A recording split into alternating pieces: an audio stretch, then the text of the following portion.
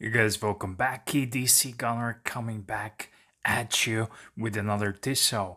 I reviewed some dress watches from Tissot, some quartz chronographs, Tissot Le Locle, Tissot Bezel date. So check out all those reviews. Just do a YouTube search EDC Gunner Tissot and you will find lots of Tissot reviews. But today I have Tissot Sports Chronograph, and this is the 500 PRS 500 series, and it's an automotive inspired sports chronograph. Uh, Back in the history in the 50s, Tissot produced sports line PR 516. I don't know what PR stands for. I did some research back when I had those vintage watches, and I learned that PR stands for particularly rugged. So back in the 50s, they might be rugged, and today I think probably just the name stuck. So without further ado, let's take a look at this. And first thing you notice with this watch is the dial. There's a plain version with the black dial, which I actually prefer, but in real life, this watch kind of looks a bit too busy with the carbon dial and all of this letterings and the yellow fonts.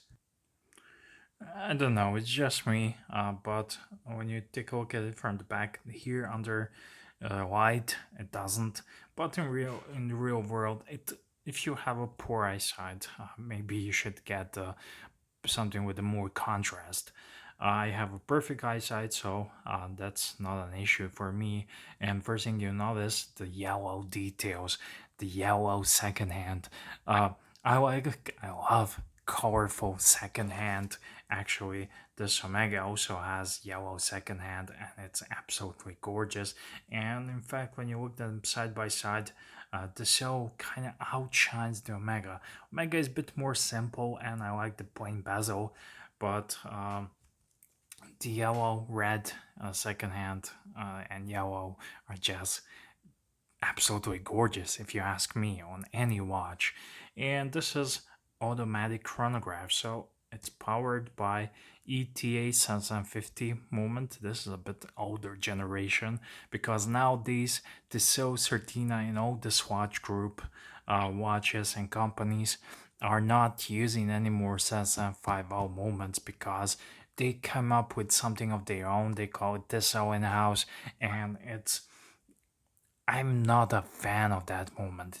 They did it better back in the days, and I bet you heard that a lot. But in the case with this show, they definitely did it better back in the days. Not just with Sansan 50, but back in the days in the 50s and 60s, they were using some Lemania movements, and I did a video with Tissot chronograph with the Lemania movement. I will link you that video somewhere here or in description box of this one. But yeah, the first thing you notice when you flip it over is this steering wheel, and this is like a racing inspired chronograph, and this was a wet dream of mine back in the days when I first got into watches. You have to admire this old case backs. This is like a vintage steering wheel, and it's absolutely gorgeous. Has a yellow decorated rotor, and the rest of the machine, 7750, is not decorated, but this is a great machine for these watches because this is a workhorse, proven movement, reliable, and it can withstand a lot of abuse and beating. So it says here, sapphire crystal chronograph, water resistant, 100 meters, automatic. So that's it. Water resistant 100 meters, that's questionable. First of all, if your watch is brand new, spanking out of the box, you can take it. But in general, chronograph watches are not intended for swimming. They have too many holes, and this crown is a screw down crown actually. You screw it, unscrew it nicely. However, you can also manually run 750, but the pushers are still here, two holes, and That's what I keep my chronographs away from water, and I suggest you do the same. So the bezel here has a tachymeter scale, one of my favorite things on a watch, even though I cannot read it. I'm not gonna pretend I can or know how to. I can Google it, I can learn about it, but I never use it, so I'm not gonna pretend. So bezel here has a tachymeter scale. It's my favorite thing to put on a chronograph, and the bezel is not aluminum insert. This is a solid steel bezel, and bezel is painted with paint and yellow and black details, and I think that's a better solution than aluminum insert.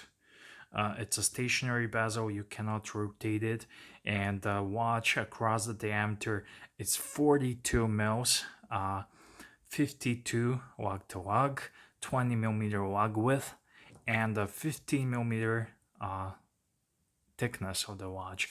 Considering the Sun 50 movement, that's awesome. Sides of the watch used to be polished. This is a well-worn, well-used watch, and I got it broken, wasn't working.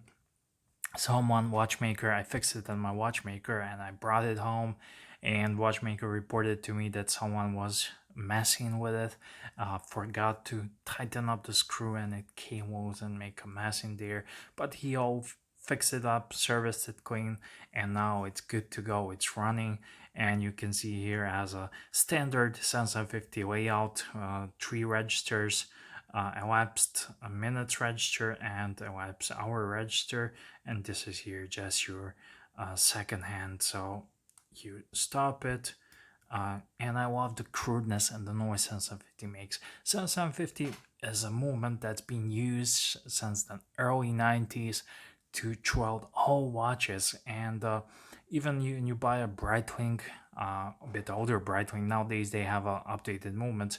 You get a Sunset 50 IWCs and lots of chronographs, and that is just a testament you get. Of course, when you buy a Tissot with a Sunset 50, you won't get the decorations you will get with IWC or Breitling, but it's still the same movement with the same specs and everything. Another thing that catches my eyes, you can get this watch on this particular version. You get a black leather band with the holes, yellow holes inside, and of course you want to buy the watch with the steel bracelet. And the steel bracelet on this one, like I said, this is a well-worn watch and it's still running perfectly fine. It has these holes and a neat thing here, T for Tissot, just like on the crown, T for Tissot standard. But this is really cool. This watch loves leather bands, loves NATOs, and this is a monster for NATOs and leather bands. It's just really cool. It has a day-date complications, which is also standard. Solid links all over the place. The clasp is good. It's a butterfly clasp. Do you call this butterfly clasp? I'm not sure. And it's really good. On the used market, I haven't really checked how much these are, but whatever they are on eBay or wherever you get in your used watches, I think it's worth it because this watch kicks way above its weight. Is that how you call it? It's a really cool watch. You can see on my wrist, sporty chronograph, racing inspired chronograph. You can do a lot worse than this. You can buy a Dan Henry brand new, someone a TGV is broken around, and I definitely recommend you get a used watch like this. Only thing is, you need to make sure it's running proper before you buy it, or you need to have a watchmaker because you never know with mechanical watches. Before you start collecting, you first need to find a good watchmaker, and when you have that, you are golden. And a great watch, wears nicely on the wrist. Love the bracelet, love everything about it. I love the cell. This is these watches that Cell used to make are I like them more than the stuff they are putting out nowadays because this is just gorgeous chronograph. And I even haven't mentioned you the hands.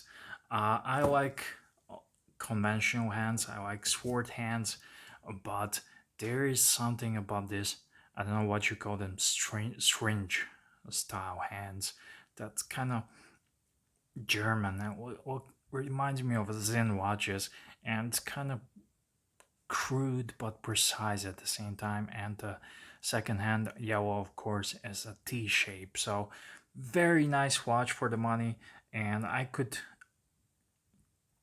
back when I first started into watches, this was my wet dream, and it was my grail watch, and it's really definitely worth it. Sapphire crystal on the top, of course.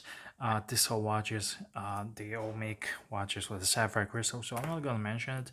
So after reviewing some of the dressy watches from Tissot, like the Loco Visitate, this one is absolutely gorgeous, and that's it. Thank you for watching. EDC Connor signing out.